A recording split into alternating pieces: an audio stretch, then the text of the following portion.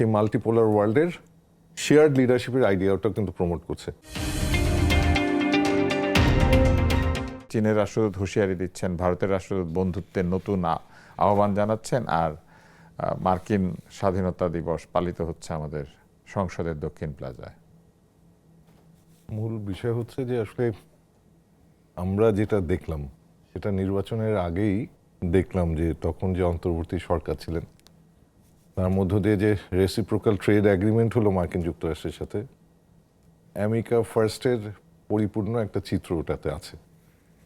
এবং মার্কিন যুক্তরাষ্ট্র সাধারণত এই ধরনের এগ্রিমেন্ট করলে এর আগে যেই প্র্যাকটিসটা ছিল, একটু রাগঢাক কিংবা একটা মানে মিষ্টতা থাকে ওদের জাতীয় স্বার্থ থাকলেও, প্রেসিডেন্ট ডোনাল্ড ট্রাম্প আসার পরে মার্কিন যুক্তরাষ্ট্রের ফরেন পলিসিতে একটা বড় ধরনের পরিবর্তন এসেছে এবং অর্থনীতির ক্ষেত্রেও আমরা দেখছি অনেক বেশি জাতীয়তাবাদী আচরণ, যেটাকে আমরা ইকোনমিক ন্যাশনালিজম বলি, এবং যেখানে আসলে বাংলাদেশের স্বার্থ উপেক্ষিতই হয়েছে।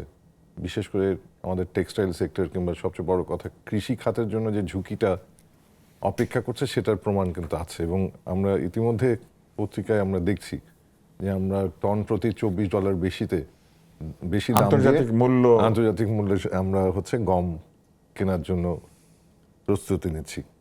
এখন ওই ধারাবাহিকতায় যদি এটা দেখি, এবং আমাদের জাতীয় সংসদে এই ট্রেড এগ্রিমেন্ট নিয়ে কোনো আলোচনা হতে দেখিনি, এবং ওই ধারাবাহিকতা থেকে এটা আসলে আমি পার্থক্য করছি না। এবং আমাদের রাজনীতিবিদের যে সমস্যাটা, যখন ক্ষমতায় আসেন তখন জনগণের উপর বোধহয় আস্থা রাখতে ভুলে যান, এবং ওনাদের একটা বৈশিষ্ট্য হচ্ছে বিদেশি শক্তিশালী রাষ্ট্র হতে পারে সেটা আমাদের প্রতিবেশী রাষ্ট্র কিংবা অন্য কেউ, তাদের প্রতি তাদের একটা আনুগত্য প্রকাশের চেষ্টা থাকে, কিংবা আমরা তাদের বন্ধু সেটা প্রমাণের একটা চেষ্টা থাকে। এবং আমরা দেখলাম যে এই জায়গায় সরকারি দল আর বিরোধী দল এক ধরনের ঐকমত্য তৈরি হয়, যার মধ্য দিয়ে জাতিগতভাবে যে আমাদের আত্মমর্যাদা, ঠিক একই সাথে পার্লামেন্টে তো কিছু স্পর্শকাতরতা আছে, এটা হচ্ছে সার্বভৌমত্বের প্রতীক। সেখানে এই ধরনের যখন আয়োজন হয় তখন স্বাভাবিক সে আয়োজন সমালোচনার মুখে পড়বেই। এবং মুশকিলটা হচ্ছে আমরা যেভাবে আলাপটা করছি, যে আলাপটা অন্তত বিরোধী দলের পক্ষ থেকে আসার কথা ছিল, কিন্তু মুশকিলটা হচ্ছে যে যখনই আমরা ক্ষমতায় যাই তখন সম্ভবত আমরা ওই বিষয়টা ভুলে যাই যে আস্থাটা আসলে কার প্রতি রাখব, যার ফলে এরকম একটা পরিস্থিতি আমাদের তৈরি হয়। এখন যেটা খুব গুরুত্বপূর্ণ যে আমরা একটা ত্রিশঙ্কু চাপের মধ্যে পড়েছি। এটা যেমনি কিছু কিছু ক্ষেত্রে আমাদের জন্য সম্ভাবনা তৈরি করছে, আবার কিছু কিছু ক্ষেত্রে ঝুঁকিটাও কিন্তু খুব গুরুত্বপূর্ণ। এবং বিশেষ করে আমরা যদি যুক্তরাষ্ট্র, চীন এবং ভারতকে বিবেচনা করি, আমাদের অর্থনৈতিক স্বার্থ দিয়ে যদি এটাকে বিবেচনা করতে চাই, খুব একটা ইন্টারেস্টিং একটা বৈশিষ্ট্য আছে যে আমাদের আমদানির করার ক্ষেত্রে বড় উৎস হচ্ছে আমাদের চীন এবং ভারত, আবার রফতানির সবচেয়ে বড় ডেস্টিনেশন হচ্ছে আমাদের মার্কিন যুক্তরাষ্ট্র।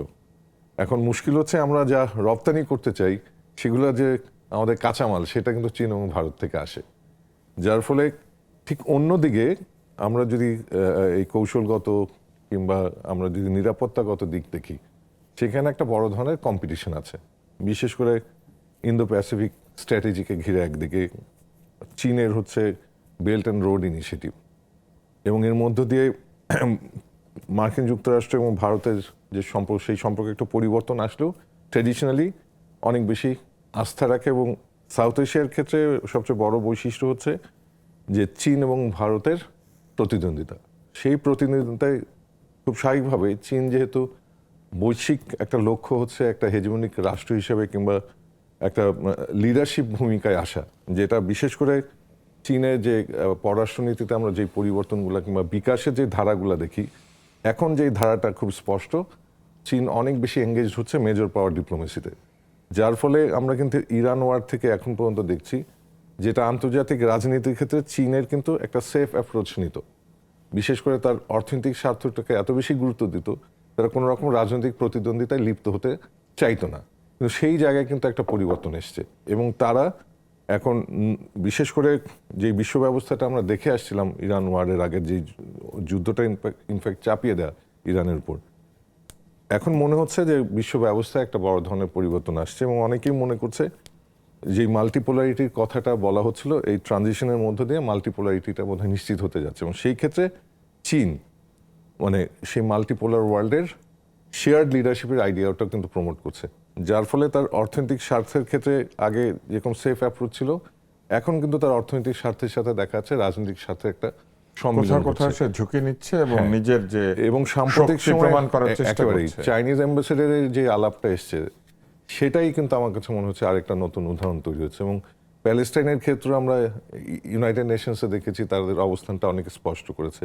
ইরান ওয়ারের ক্ষেত্রে ইরানের পক্ষে তাদের সমর্থন, এর আগ পর্যন্ত কিন্তু তাদের এক ধরনের ধোঁয়াশা থাকতো, কিন্তু এখন কিন্তু তার বিশেষ করে তার যে লিডারশিপ রোলটা গুরুত্বপূর্ণ হয়ে উঠছে, সেটা কিন্তু প্রতি পদক্ষেপে প্রমাণ করার চেষ্টা করছে।